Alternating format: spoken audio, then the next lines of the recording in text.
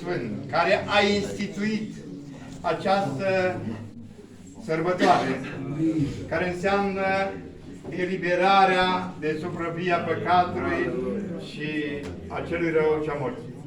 Și care pentru prima oară Tu, Iisuse, ai arătat să facem acest lucru și ai spus, dacă eu, Domnul și Învățătorul vostru, fac aceste lucruri și voi sunteți datori să le faceți. Deci, așa cum atunci când te-ai rugat și ai binecuvântat pâinea ca să aibă asupra ei conținutul putere trupului Sfânt, tot așa, prin cuvânt, astăzi eu pun această azimă înaintea Ta, binecuvântează și pe aceasta cu aceeași tărie și putere care Aleluia! Aleluia! Glorie Lui! Luăm pașii Tăi și credem că în afară de azimă, aici este și încărcătura prin Duhul Sfânt a mărturiei cuvântului care spune trup din trupul lui Iisus. Noi când vom mânca trup din trupul Tău și puterea cuvântului care este în această azimă va intra în noi și puterea cuvântului trup din trupul Tău va lucra în noi un trup sfânt, ceresc, viu, veșnic. Amin. Amin. După ce Domnul a mulțumit Tatălui Ceresc pentru pâine, a luat un pahar, a turnat din rodul viței și a zis, acesta este sângele meu care se varsă pentru voi. Intrăm în starea de rugăciune cu toții și ne rugăm Domnului ca Domnul să-i dea tăria și să-i dea valoare. Da, Doamne! Aleluia! Dumnezeului și drag, Meșac și Abednego! Iată-ne înaintea Ta, Doamne! Dumnezeu Tatăl Domnului nostru Iisus Hristos! Iată-mă din nou înaintea Ta, glorie Dumnezeu și ca totdeauna rostesc cuvântul, nu vin cu faptele mele, ci alea mea. Dar vin în numele Fiului Tău, Iisus Nazariteanu. Cer de la Tine putere și autoritate. Glorie numelui Tău, Doamne. De la înțelepciune cea fie. Ca mai întâi toate să vină mâinile Tale corporale cele, tot al vieței.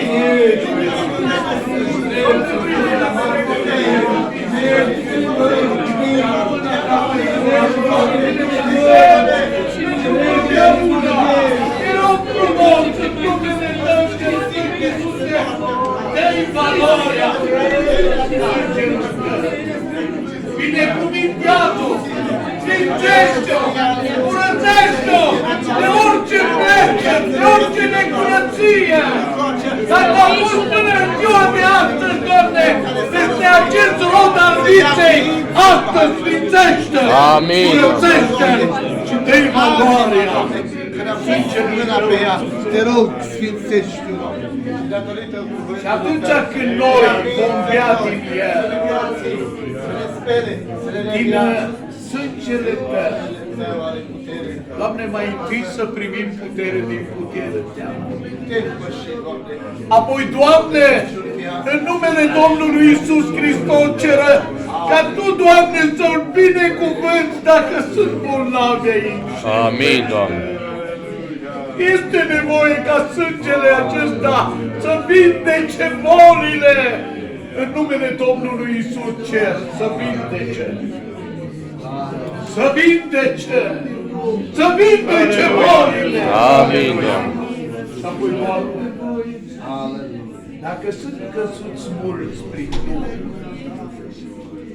acest sânge dă putere, dă valoare de Dumnezeu în venele noastre. În numele Domnului Iisus Hristos te rog, dă-ne tăria de care avem nevoie, ca în viitorul care mai trăim să te arătăm pe tine.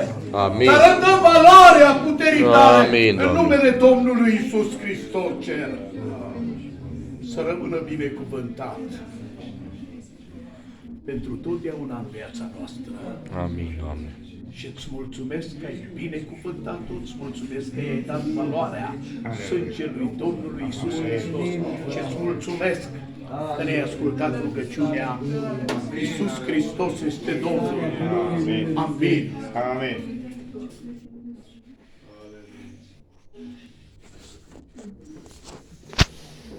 Aleluia. Amin. Aleluia.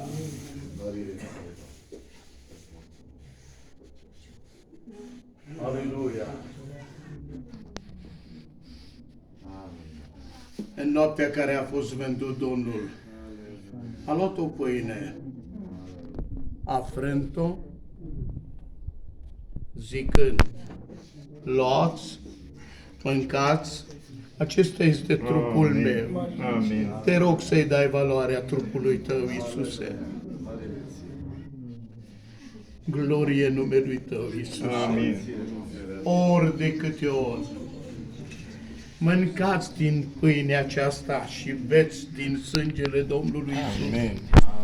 vestiți moartea Aleluia. și învierea în Domnului Amin. nostru Iisus Hristos. Mulțumim, lăudați să fie Doamne. numele Amin. Domnului. Amin. Amin. Glorie Lui. Aleluia. Amin. Mărit să fie numele Domnului.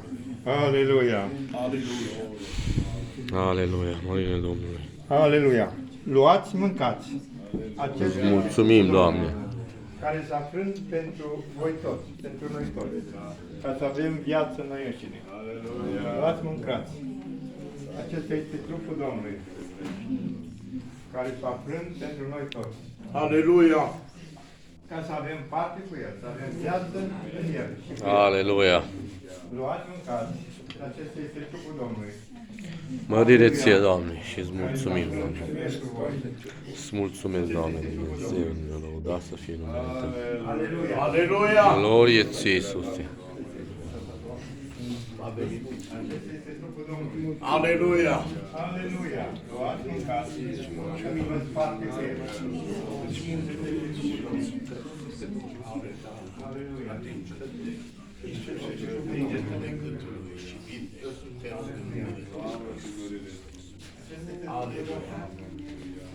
Aleluia. Acesta este trupul Domnului care s-a făcut pentru voi toți. Aleluia! Mărire ție, Doamne, trupul Domnului. Luați, mâncați. Nu. Acesta este trupul Domnului. Acesta este trupul Domnului. Măriți Aleluia. Acesta este trupul Domnului, care s-a frânt pentru voi toți, ca să aveți viață veșnică. Aleluia! Acesta este trupul Domnului. Luați, mâncați, să aveți parte cu El. Mărit să fie Dumnezeu. Acesta este trupul Domnului. Luați, mâncați, ca să aveți parte cu El. Aleluia! Fericirea e la noi acasă. El se găsește I-am în luat. noi de acum. Am luat. Mai ia, ca să terminăm, nu? Fiți binecuvântați, voi toți care îl cinstiți pe Domnul, cu amintirea morții Lui până când va veni El. Aleluia. Mărit să fie Domnul. Hristos, Mulțumim, Doamne. binecuvântează, Doamne, și pe Dan. Amin, Doamne. Sfânt, mărit să fie Domnul. Aleluia! Ia cum ne-a dat trup din trupul Domnului. Mărit să fie Doamne. Încă o dată, luați, mâncați, acesta este trupul Domnului. Acesta este trupul Domnului. Acesta este trupul Domnului. Mărit să fie Dumnezeu. Aleluia! Da. Acesta este trupul Domnului. Trebuie să prindem obiceiul ăsta, lucrurile bune din toate puse, frumoase, acopii frumoase. Da. Aleluia! Este este trupul Domnului. Mărit să fie Dumnezeu. Acesta este trupul Domnului. Pe femeia lui, până când va veni el. Mărit să fie Domnul. Mărit să fie Domnul. Aleluia! Aleluia! Mărire Domnului! Mărire ție, Doamne! Mâncați trup din trupul meu ca să aveți parte cu mine. Să aveți părtășie cu mine. Slavă lui Iisus! Chiar acelui rău nu vă va atinge. Nu vă va otrăvi, nu va învenena, nu vă va omorâ. Eu sunt cu voi și în voi pentru totdeauna. Amen! După aceea lua paharul. Mărit să fie Domnul! Iată, ca să te cinstesc pe tine, Dumnezeul Atotputernice, beau din acest pahar sânge din sângele tău. Amin.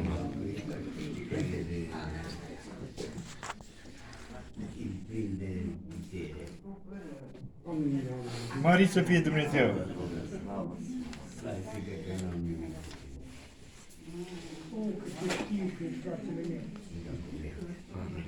Sângele Domnului Aleluia. Iisus Hristos.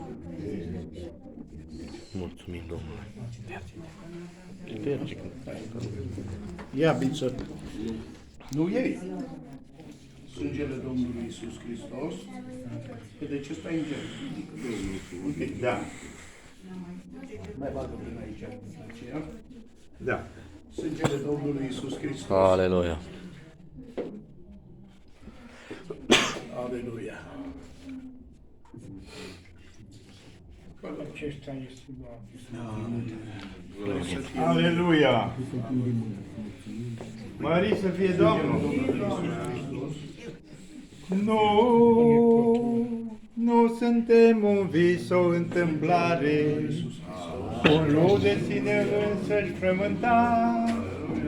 Cine a zidit o minte creatoare și o înțelepciune plină fără de hotare, există Dumnezeu, există Dumnezeu cu adevărat. Cine a zidit o minte creatoare și o înțelepciune fără de hotare, aleluia, există Dumnezeu. Atunci am bucurie ca fântână. Am bucurie ca cântarea ta. Mai mare-i Domnul ca tot. Bucurie ca fântâna, am bucurie ca fântâna, am bucurie ca fântâna în inima mea. Aleluia! Am bucurie ca fântâna, am bucurie ca fântâna, am bucurie Ca fântâna în inima mea. De ce? Iisus este mine, fiindcă Iisus este mine. Chiar Iisus în voi acum cu Aleluia! Aleluia! Mărire Domnului! În inima mea, aleluia! Fiindcă Iisus este mine, fiindcă Iisus este mine, fiindcă Iisus este mine, în inima mea. Ce aduce Iisus? Iisus aduce bucuria, Iisus Aduce bucuria, Iisus aduce bucuria în inima mea. Aleluia! Glorie Domnului!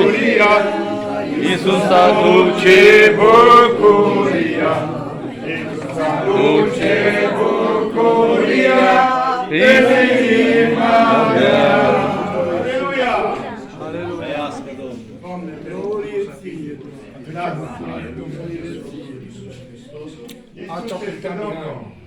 Doamne, să dai un pic de pâine de la tine, nu sora Florica. Da. Îți mulțumim, Doamne! Amen.